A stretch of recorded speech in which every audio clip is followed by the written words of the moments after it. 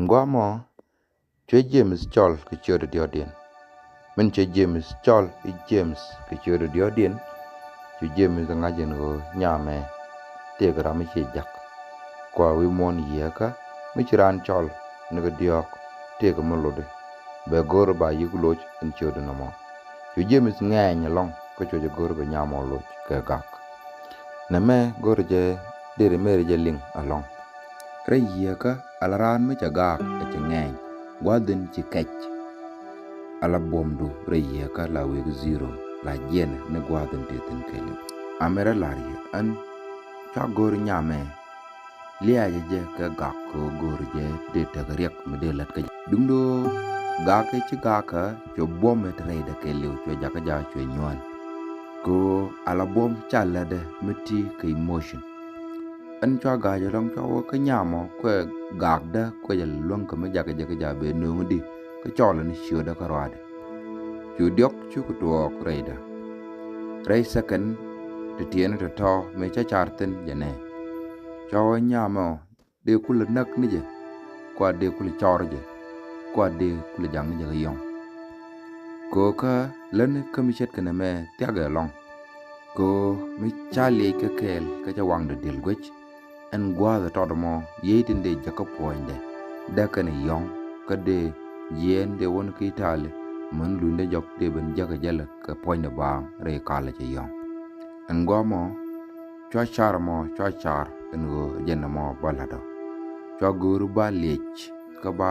jaka yedi jek ka kwat me chek ka ba yong ba ban pinya la yong bo ki tale bo mu do kan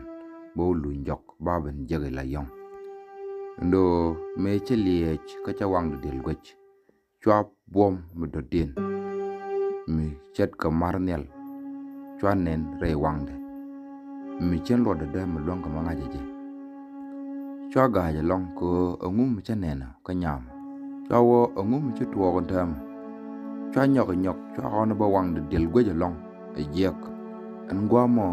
chu me chet ka rang nelo chu ngut ka mi nyok wang da nyok ka me riaw wang da mi cha wo dil je go long la riaw wang da nyok ennom cho wo na me abom tede nyama tede jen en cha pastor tungwan kana ngie tungwan ko bus tungwan cha ge duno tel bom che bom me mi cha ma jaka ke cho ko ke je long cho ko wo nyok wang de ke leji nyok duno jok me romin chukrum kane kon jen momo malawo rang wanda mo cho jaka ja chwat ko dol ke le nyamo nyok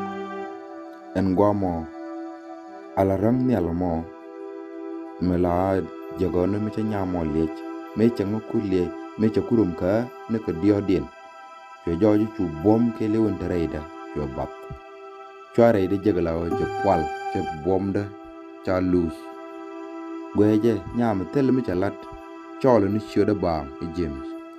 ka changa jen bo changa bo no te ka mi la da ka gwadin te shungta dungdo te ne jen shunga ba ka ta de shunga no mo o te ka bom de mi dak bom in ta point de changa bo an gwa mo re te ka da kan me bej mi chena me kana me jek ka gwa mo changa ji chatere ka me bej long re ga mi dit ka jen gwa ta to me chalat ka jen gwa ta to me chwa o ne chwa gorun go bom ke lewin ci jien re ta ba nyago chol jok chwa ye tu ngwan long chwa ko chol ko ba nga balok ka jen gwa ta chek mo korade me la da na mo nyamo chak tel me ngaje ne je me lela an gwa ti tan an gwa mo me chawida gol pinya mat korade ko gula ko wida pinya mat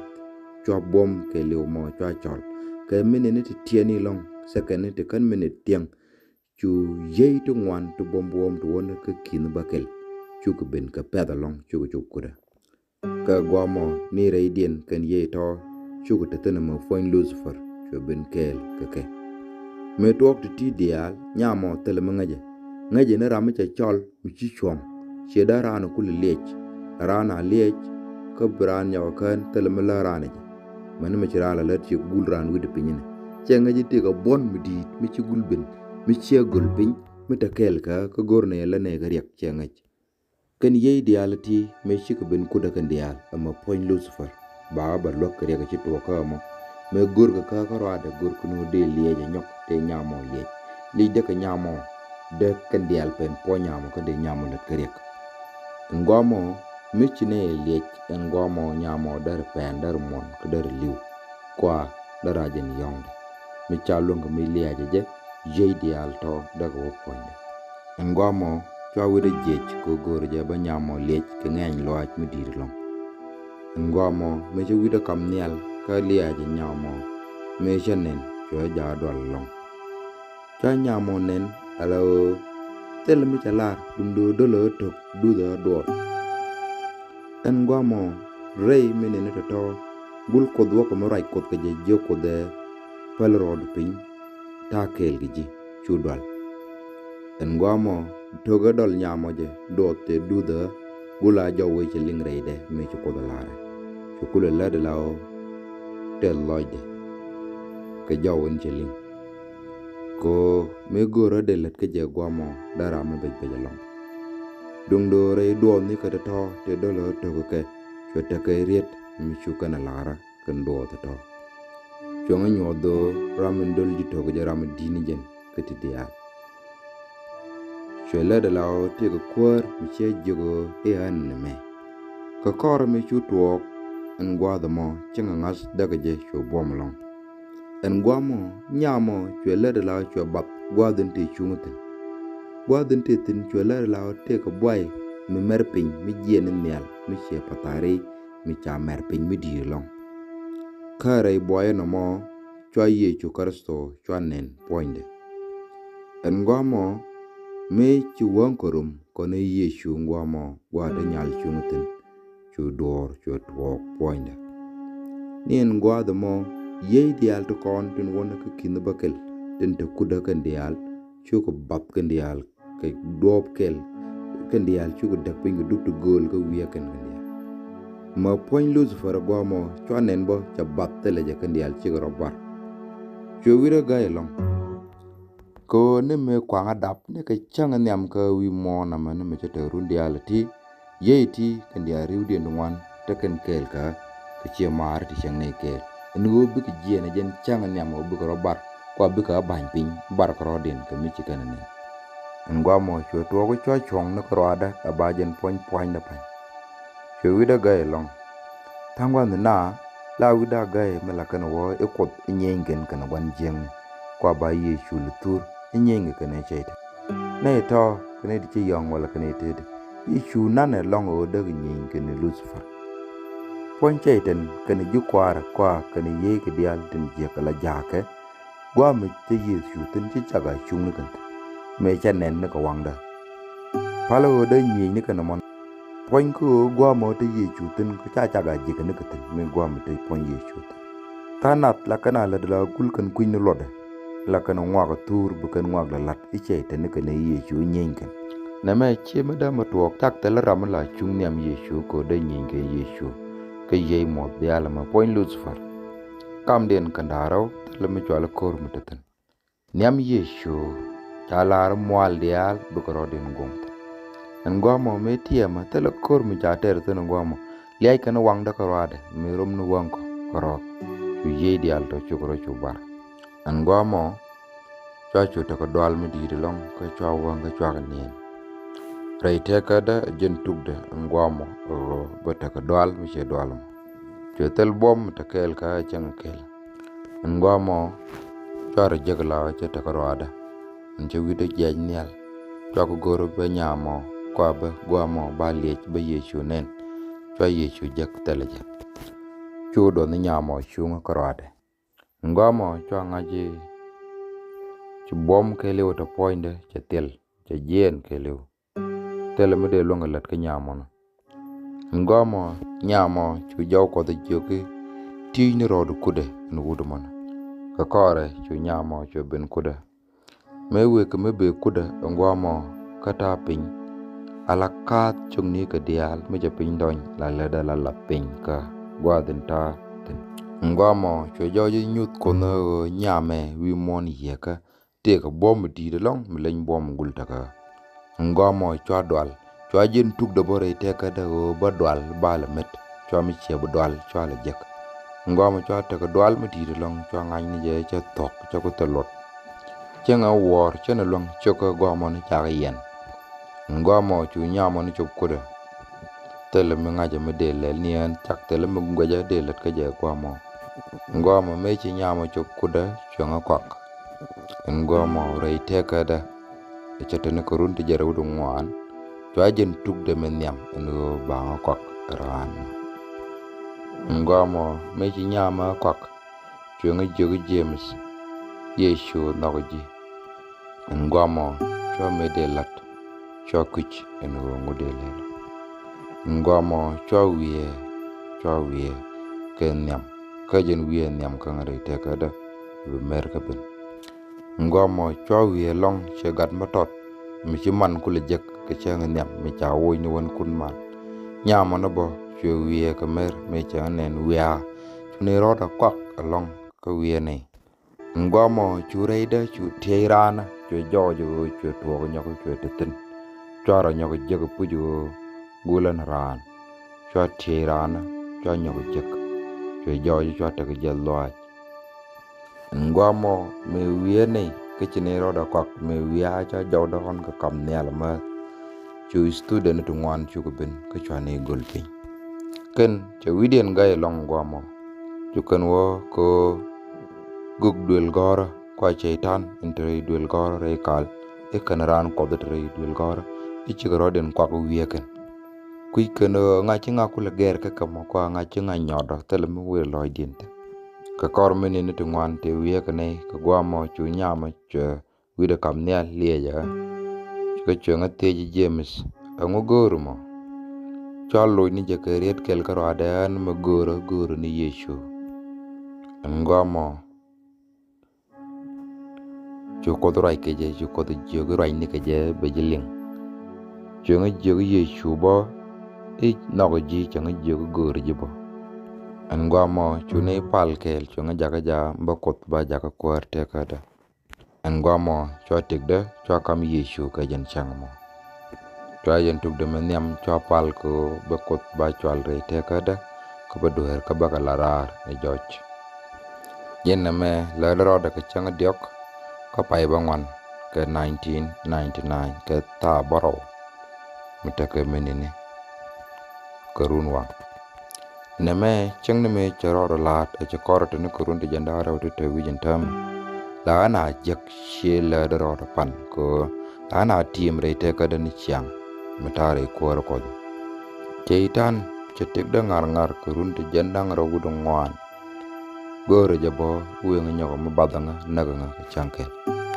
dundo Yesu Kristo e chinga la gwantare re run dial gulle tek da nok chunga kan re kame da ngajak re run te gwala chinga la an gwantare gulle gor ko da narande ko la nduk minindi no me cho chinga la gwantare ko ngode ko moja ka bang noga ko ka ba la ramda tegetik mide kan jak ka kore chu nyamo chu nang chang ja pal ka kwida bo chu nga ja ngai ne roda kon tanat ken gwa da mo chu anin ka ta ni tu chub jen ngwan wi de badak chu ta nin ga ko ne me ngoda kwa re te ka da telu war kel me de nien ga ja ka nin me da ta kel bal tenan re wura ngar gon jeng ne ka tek da nono nang na gwa ma jaga gwa ndo me ja chop ka Yeshu ngwa mo chwa lo chwa nien ka tan badak chwa nien chwa mi che nien le met ngoide jishing chu ko gach ne te ta kel ka ngwa mo ra na be ba wo ngu to ka jam ba ben gil ba ben jeg dum de nien bina nyongrit la ka ngai no dong che liu ni ngwa mo ka kor chu tek de chu tiang ka on tu ngwan to bombo malong tie ma je an chwa kwa ka tu ngwan along chwa ka bat chu ku je te de ka kor kwat mi chek chwe joje chwa tanken jo ka bu kume chu tanken chu ku je ka roken ka che je na mo ka ra ta ka chieng dang ro te cha kok te le chieng ka chu wang mai bang ka chwa ram ko ke ka kor gat mi chek mi changa pai ka ne tiang point de chwa mana ka tijin mi yan ka cha moy ki chap ngwan to gul rame te ga dor te ga ga lat kana dung do te luk do melen luk chwa nang nang re duel mi chol chwa gak ten ka kor pan dang bakel pe jo ji ni te la de me ka ken kwar ku me te kon te chi tanken ban tuet ka cha ka ban moy ka lat to bom bom chi ga wo ka gu chi ga kwar chi kan ga jek lakan wa luñ jok ba kan ban jogu luñ ni jok ber ka kwaran ber ka ladane dan jin mi ci wotte no ite lo akot mi ci wotten pale maray dunu mo yene yesu pale luñ ni re le ni konte kon koro bu kan ja doike ko bu kan ja chanke jek de kulo lo jok en gwa mo cho ting ni glia chu tek chu ba ja lonka ka tungwan en gwa mo chu nyame dan e boko da ben chol ka tede chu ko de nyon ngak no garmo ja re re ko mi dit ka tijin te kon jing ni tere jokor cho ro do moy ke tang min ni cho pal long ko kuida en gwa mo ko kui pal hade cho kwar ku me te chang yan kan le to ko ken cho te ke chen mi chu ro to cho ang lon ka cho te ka commander mi jidit mi cha kwan wi kwara cho te ne tu ngan di cha ling ti cha wo ka kwam ni ken cho gad te kon de al te chi to dri de no ngan cha ko wo ko ni kwam ni ken en gwa mo me jang lon chu nya mo cho kan chungo ngi ketek pala ka chunga konek ka jilo kot nyudu nga dop in baroro long ko ka wonyam ga jering nga jakot chunga ngi kata grieni kot ngamo chukun tikda chukana chungi kata pala ane yong ne la ne kanang mo ne roda ka tengmine ko ne ka bible ka tiet ka men chama ta kudien ka lakan be nyaka ngamo enwan kan tiang ka ye kot rai pal to to te la ne ka let ju ye kot ko ka mitianga chaw ka mata ka ngaj medit nya men yere cha yir ko banat ba kamra rai gwan te jek te je gwa de kamarat la ne ba nya pal ba jen mite ga mi ko da larje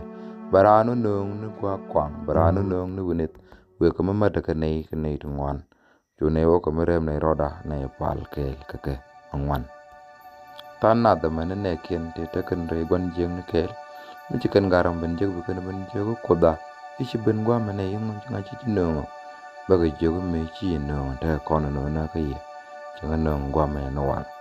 en gwa mo ci ne wona ka ne ti jen diok ko ne te ci nyama ko no tan ko tam ne di job jara wu de diok re da ko ne te ci nyama ko no re ko ko ci ne lat right kot te tanko chika bod luengi nyamo jarame ngine jarame chane jaka jabne lat ke yer ntrede kajen kweni jan ngane ko angwa the mo me cha ko ne grede te gurun walwan ka kwala te gurun de jandara u dungwan ngwa mo ka kor kwat matot che joje nyamo cho ko de jogun wo che ladu che gwada cha tok e bajenang chu nyamo chu yede chu jen chu kot mela ne raja me chu ne ngai no dong mong ni jen dundo me chna re pala chu let chen ni jen chu jen ye ka de chu jen le dial te chalat te ger ne re den ka che ger mdi la re ko de long la de kare run dang jok kroken nyamo tam ejen ramen jang ne ka ja tane ko bom ne ko tai ngai do bende pal ka je ngi nyamo ke lu me cha bai ne ko kor gat tot me chi nyamo jen wi mon cho jo chi cho ta ka mi chu dak re ye ka ko kwan mi chek cha wa ka marach medodin cho ta ka mat mi cha yan pin ko na nyam kel nyamo chine roda nok ka an Christian bo ka majen a Christian ndo ka jen gwa da mone tel ta da reale tel yo ta ka jen te ka yo te dia tin gora la ka cho tiang ne ka jen gwa da man me chine wona ko bene roda kwen me chine chop ko ne de bro kwen a chi ko don nin wal nyama la lak ti jek la ka la ka te ke lak te la be ka je jane la mandit medit la ja nene mi ci rodo moy ke la nga jojo ni chang re la ka la la de go la ja joy kre la ga mandit madwang mahan bo ka chankel re la ga cho mandit madwang cho nen mi chong nyam da chwe ta ga mi chwe lara chang je gwan dwara guru jien ka ta banya pin me cha kere nen kana go jite ko mandit mutaten cho lara bi ye chu kar so gang kriyam da dundo ngomo ala nyamo goro no mo meta ko de kwen cho moy ka ba ko mandit long chu wi de ret ka kora ba ka de ko runwang chu ye de jien chu loy de je ko long ko jien yera ni chu don nin wal karaken da ne roda kwen na mon bola to ga ne ka kor ga de kan ko kan na ngai kan ko do ni chol ma ja ta ga nyam chi ne won nong ne roda mi chi nok da wo der wo di de la ye de la jien gula o che ga di de mo mi chi ne wo ne ka ma roi kwen kon ran cha ja no la ran wan na jena mon chi ben to go bo ne ka nyame mi chi ben to go chi ne ra ben nok wa ko chu ko da ko cha ngwa mo chu lo de je ga long ko cha guru ko e bela ko cho ta ga tungwan ti cha bel ko cheng ne men la ret ko do ko en ka ran pala cho ta ka bel ana wo ko do ngu de nyam le liu ga jam cho ngot bo ka me goro pala ka ta ne re program ne tundo gag loy da long ko ki let nyam ka kore me wo ga mo ka ne je loy da no mo ka me te tin re da chawo ka me we ka mo ja ka jwe ka kwi ko ba point na mo we ka me te tin ka chankel cha ku ji cha te cha mon me cha or ka mo ne cha mon ka je cha ro je cha nga twai dol wal ka cancer cha ku lo nga ja gwar ne ka kor ka me chi mar ben ka che ban la da jin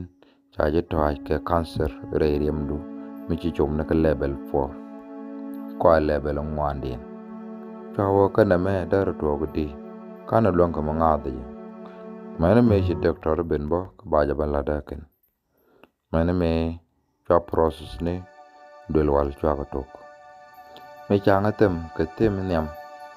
chwe jo ji chwe ta ka mi chu wang da bat re tem mo doctor jo ko mo cha pe te ka mi chi ta ka dio te ka mi chi ten mane me chu kana la do re te ka de e cha choro ta me cha bula gwich me chang bu poi no kwal bo chi wang ga bu gwich ka to ka machine ten cha tem chwe jo bo machine ten cha tem point de chi kan nong a cha ko ta point de cha da lo jel dar lar la da for life me chinin wo ko me rep ka rodin yo ko me nang no point da long chang jal chen len long mane me ji point doctor chi kan gu jira me cha jo ko beliu chi kan jien ko len ka lutina len ka tem no ngun nong ye na mo karano kan gu la chi ram bile na ran tek chu ko bel ka rodin ngaga ne yo chi ran tum ko wala mene e yo cha kon le je na ke nyam e yo to na mene ha ka de ku le ja te ko ngu gor kan go de wal wan te de ran te ke da kan ka tum ne je ka je widien che gai ngwa mo jo jo ji cho point de che nong ka ta ka cancer ka cha chor chen gui point de ke le che tel mu long chen ya da tel mu ka ba chitan ju do na no ala jok en ngwa mo ke jen te ke be mo shorted ko hospital ko ron ke le chi ye da ni jen ke chi point de no ngwa jen ngwa mo jo ji chu nyam kel ka nyer te la ne pal ka kel kon ne te chari di nyame dana la group la be ke chu ko di jogu wer ke chua pal ka kwide tundo lam ne jawa ko ni bible be bible ko en ku de bro wurit me chwela de nyame la be ni chang kel che ja ngoga ka chang kel ni chang la ban ti jandara wudi de la ka bana ko en bro rit ni chang be ben be ban ti jara wudi de ka bible ba ben kwen bro de nyogri de nyog bolo jok dundo cha wiri duele taten la pegarar ko doctor ci kana la ri duele taten me ci rano ten take infection me da ngo jeg boran dong der ngo ngoy pi an go mo jen la be ben chong to babrar be jaw de be kam ni ala long ko ngai je lenga jere jo ngwa mo mi chi nya mo be ni che bible ben kwen ni ke jen gwa de kwen bible point de ke le la pole yet be joy betel dung no ne ko tok de ko kwen bible che jen be joy lo nyogo lun tin nyo me cha to ko no chu ko te nyogo jego nyo la de no mo ne be kap chong ngwa mo ne ke chenge chi nya mo kwen bible cha kap chong che ben gwa ma pel be doctor chu ko mar chol chu ko ni jego no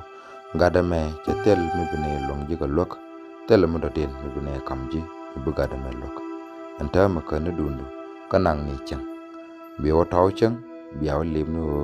chang ji yede jen ba chu kon na me bu tung ni yo kun ba tel me be lok yi yu kan lat mar no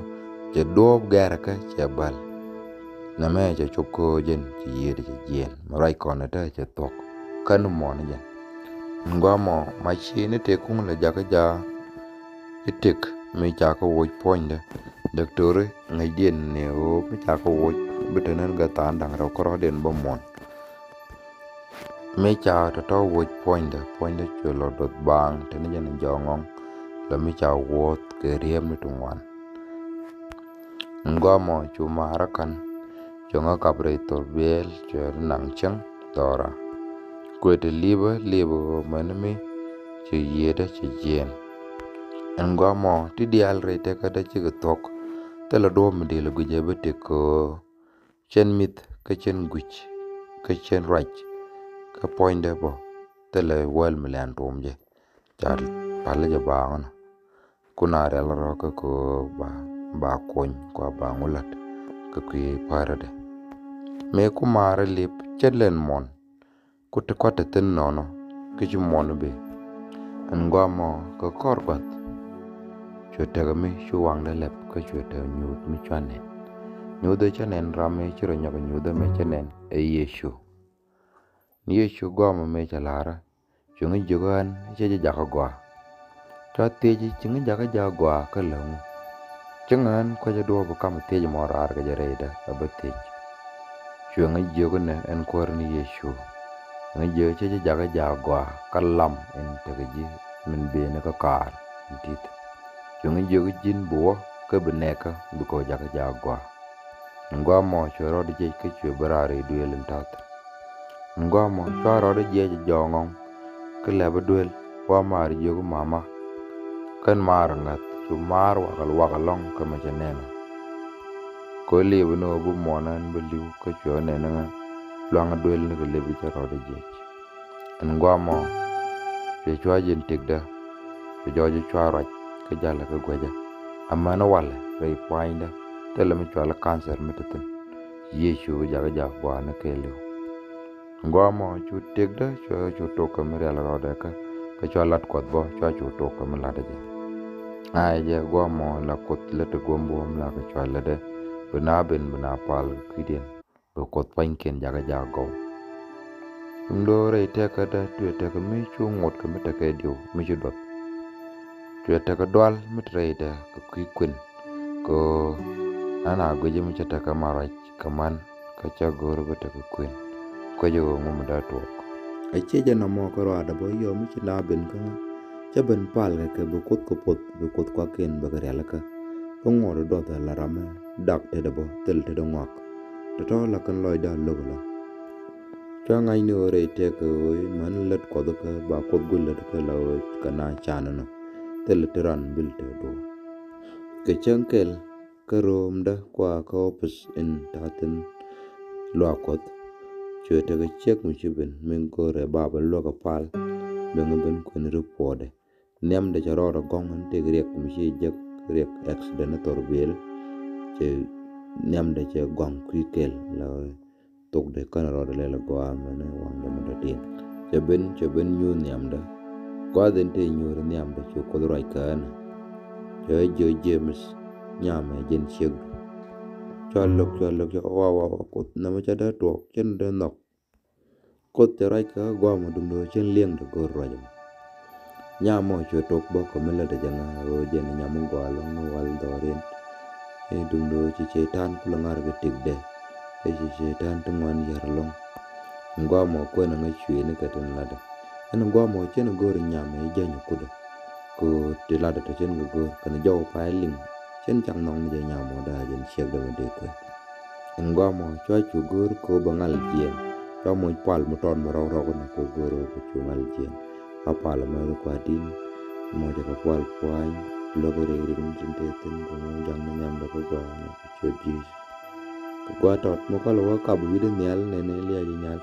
cho nên gì nhâm để mà dễ cái đàn cho lôi nhau đó là nhâm qua quay đùng đá qual nhal nhâm ba lọc nhau ba nhâm mới biết được phun mất đi rồi cho gà vậy long cái trái nhau pa lúc con đen qua tin chỉ nói để cái xe kinh chỉ kama ngwa mà cái con này đi tiền thì mà nhâm chỗ lùn dọc cái pal để chỉ này cái pal cái quý đấy mbe cái ban lạt cái anh bố mẹ cho con là cái quý đấy cái nào là đấy anh vừa cho con giờ cái gì xe đó mà mấy cháu bên chẳng có bên nhiều con à giờ là có thể loại cái mấy cháu có thể lát chơi ngày này thế cả đó đúng đó là mà gọi là bùlọ cái kapal akel mình bùlọ cái kapal anh ta cái gọi là akel mình chỉ này nó có bên này đó quen dân wood mò tên nó có London anh mình chỉ này là này rồi gọi là giờ đây bên week qua mà có đây này quen ban lát là pag là thế cái mình là đồ hoa pag gọi là giờ bị là pal mà gora bùlọ cái kapal tên nó gora giờ đây bên wood mà có đây này đó quen ngwa mò mấy trái là đã bỏ cho giò gọi tên là để cho pal cái trái chùa mấy cháu lùn cho cái chăng mà đen cho bên gora ba là tóc trái dừa dinh nhàm là cốt chẳng ai dừa dinh này dinh sẹo để dinh bạc quen cứ dân này nhà pal mấy trái là rồi mò chùa gà cho cái trái dân chân nóc cho đúng đó áo pal cái quý đấy cái nó mới cái thứ gora cái quý có để quên pot để là gora cái dia cái quý lên để đó bạn có cùng lật để cho nó còn lật pal ngwa mò chu ne wore mada chu ne ranok ngwa mò mấy chữ patang ba kel chữ tok gor ka dial te la dak kwa ne ramadan ne chine te kel mi chine yo ko chine ro me ga bine ro kwen la jay ne kor pandang ba kel biran beliu mấy chữ pat ba kel tok chu bin ga chang kel ka chu nga bin joga ne te ga mi chữ tiam rai dan jaga jare chi ne ka o jini che jen jiram bunga kwen ngwa mò cho gà cái lòng cho giờ cái jin đã được to cái này ta mà chú nhóc bên đây lo có thế nào giờ nó to cái này ngwa mò cho cái gà cái lòng cho palet đi đi lòng cho cái gà cái lòng ngwa mò cho ta cái ram cái mình chỉ bên mình chỉ bên giờ cái cái program conference mình cho lát mình lát cái deliver ông ấy chỉ còn một tuần nữa cho giờ anh point anh password mình nghĩ nào rồi còn để ngó deliver đi này được không ngwa mò mấy giờ cái vụ mò chân đầu lo cột này vào deliver tên ye cột đây đó về cái mít mà jangan gua namo về cái về tên mấy cháu cái gua cho garam giờ chano mấy chuyện này wa nó cái chẳng anh em mình nghĩ vụ mấy giờ mấy chuyện này wa giờ cái conference nghĩ giờ nó cứ marach cho cô là cái cứ có nước tụt đa baran là thế cái marach namene mình nghĩ giờ na cho ta cái kel mình chụp bên rei loài đó ngwa mò cho cho chứ anh me đáp cái ngành này cái dân qua tới đàn ne lạp đã được qua coi như thế coi như rei doa rei đàn cái Tanzania rei rop chuyện nghe cho na giờ cái người nín đang bảo thì chẳng ngapal pal tới là pal mà bana pal bưng nhan karo ada cái quý mà ra cho mẹ cái nó đua bên là gì thì giặc nào thì hiện cái gùi cái nào đúng đó cái chẳng bảo điện bảo pal cái quý đun ngwa mò chú ye có tới giờ cái rei nín đang bảo thì chút được cái quạt mà bố tính vừa vi pam bố nín tên chẳng cái pal cái run nang bố bị cái conference mà bố na ti tên chẳng ngwa mò tới lấy yêu tới Europe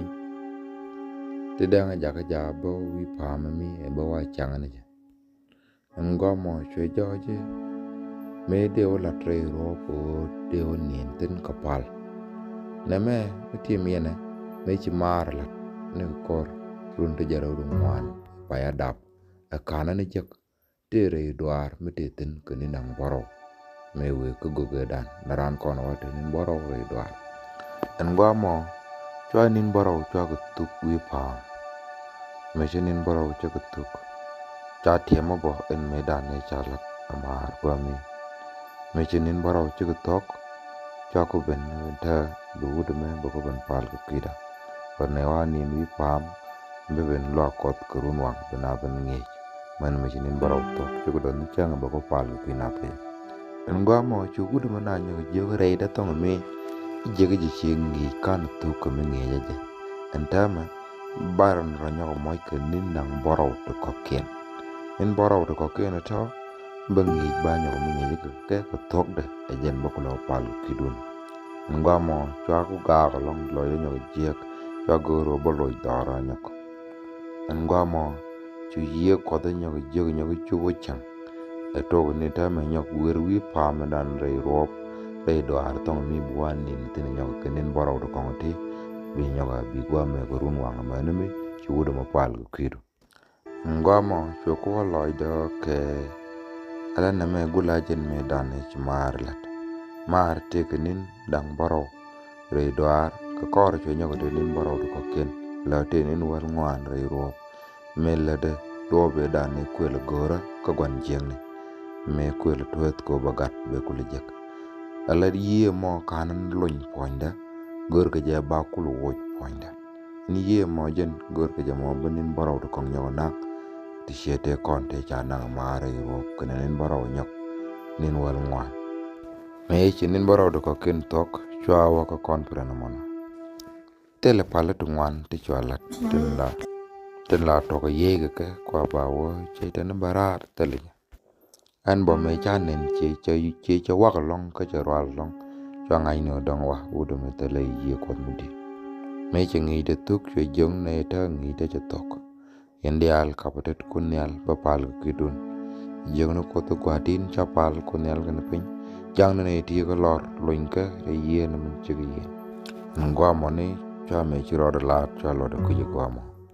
nek jok ne ko kom jogen ta nyur tin cho ta ko bom kot mi chuben mi chung ben nang chung yor no kom te nyam ko mi kwa pastor mi te kurundang wel re lo kot mi ngina ko tu ye di jek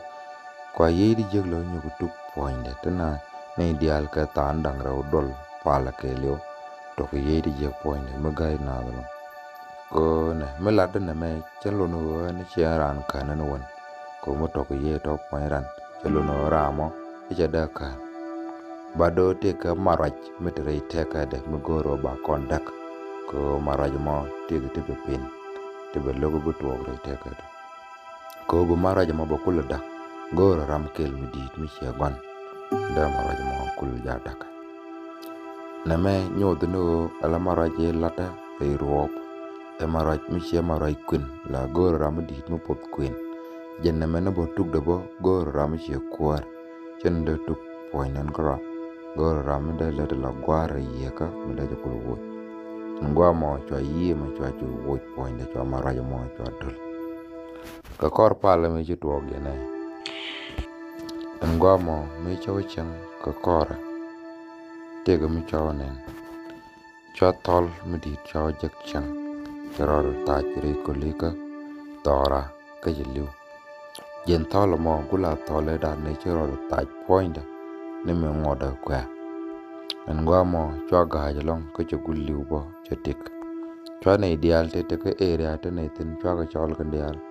chugo ben chune tol mo chune ban wang ke ngwa mo chwa chu lwar chwa deliver ke le ngwa mo chwa chu ta ngas ko che konel che ngalon ke yen me ngwa mo me che lel ke nyam chwa ko nyam dan e chinga ben jigo e chinga bu kwen me chao ke je chao je ke antama nogi baro kwen changa je awa pal den me chao pal je lunjok changa ben je yes noga je me kwen ko kore chune roda kwen tama chune roda kwen ta ne grun waro re kwenda me chune roda kwen antama ka chalat kot cha chu tok ta kore grun waro antama acheja na mo korade mana marbo meche na meche ling chu konel chu kodo ger kanga ja bote gola da jitine bo be woling me kan ro rit ke jeno wal o do kan ne tia bat ko kor ke meche dor tia Chabun chum no ko cha kwen te dia le chiro lat me chimar ka ling kan dia chulo de te e chwa jen kam de tik do kos ko de shurit ni ngwama ko chaw la ngak en mar chaw je ne jin che kon le ne ko chine mo kon le ne na da nga je ko ngalat ki jit tonum a je ko tan ke ko ngak te de ko ko no da me cha lat mi ko de no da no wal re te bo ga a je te dia te chi la de ne a tok je kan dum do ta ko chi ko kon tim yin ri ro do ri ko kam te do kos ko ngor kam no ji an je go te dia la ti me la da ko go re je an bo ji lok ko no go re je an chen kwenda chen bulus ko je chop no ko de ne dak ko gon do me chi mar ro rit ka je ko te ja ka kor ta ka da ka kor ko da chu je go ta me jin chular wer wi mon ke le ko rai de na me kana man chalat ke ji wala ni ne dia awaling ngwa mo bo me jaga ka jabu ben ki studio me ne ko London e baraje me ba ben record ko ba ben link to ro do bonni ke jen ngwa de dan ko chu ko ko raje me a link wi mon ne dungwa testimony de na me la na gon tungwan la ja la do lokot ka la na mong ne tu te ne ke dung do an kana ma kop ke record gwa kel abata nyoro ke menene kwa ka tan tungwan ti je ti kon kanang ti jen tuk de men yama na me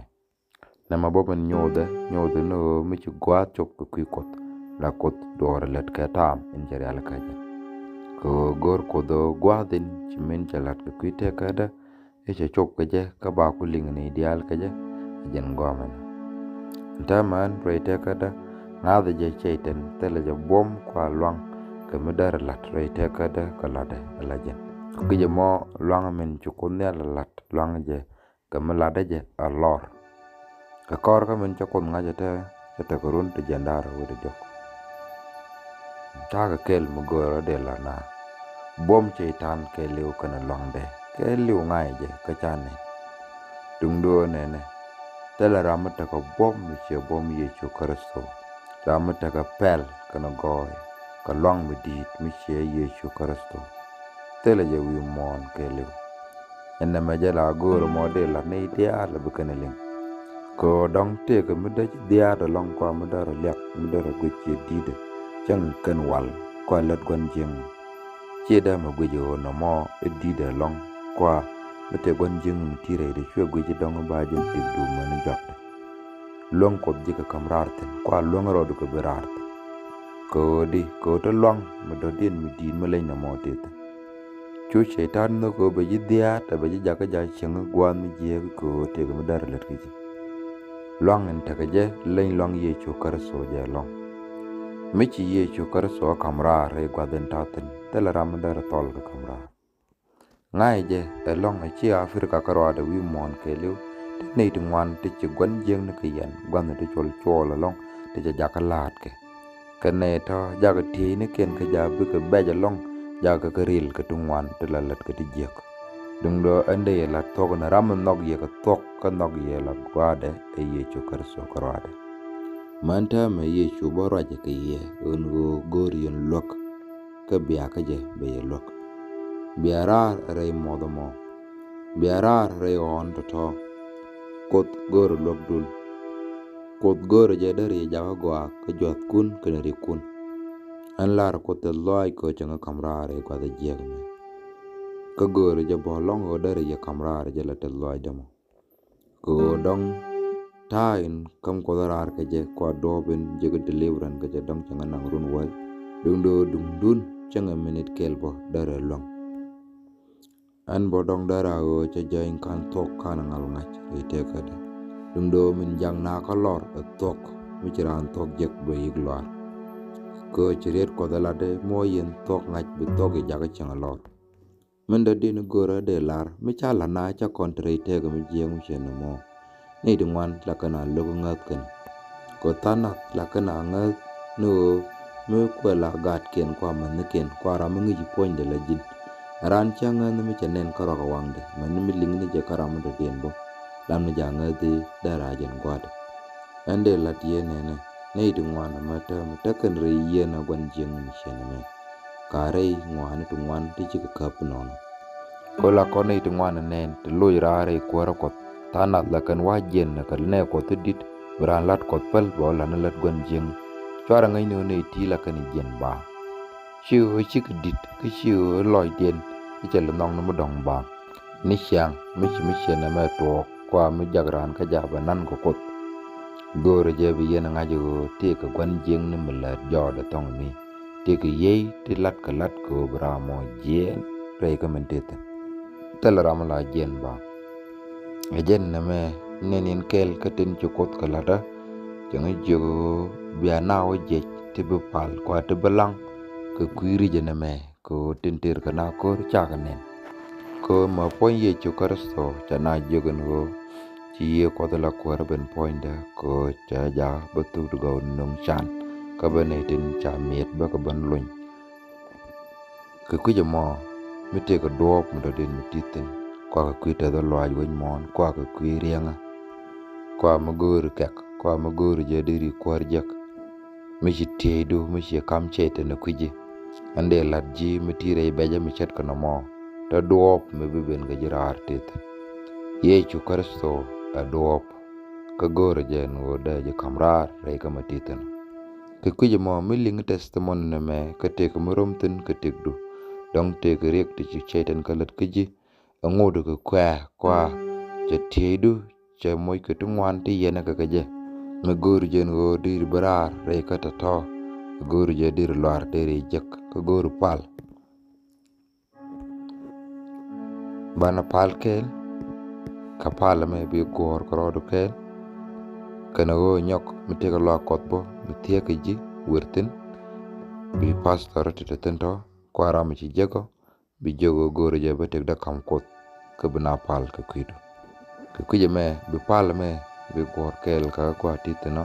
mo no je no dir te do kam ye cho karsa ka kuje mo bi gor kel ka pal ngada ka je te do she kam kot gwaden tita konyal kana pin gwadin ka shoti ye cho karsto shaben nyamdo rei tag na me changa do ye cho karsto cheliu ka kwido rika ka ngada jabo choro de jelis gwadin duer ka dial kana jiak dialen chalat pala ka ke an wale chawo chajariat jogda shaitan kana lat ka dial choro do woy korin gwadin an wale gor chodo re warga ka teka ka chot choda re warga ka les pala ka jiak dialen chalat ka jang na karandu balana ladu karade ka chodiye show kwarmedit amen.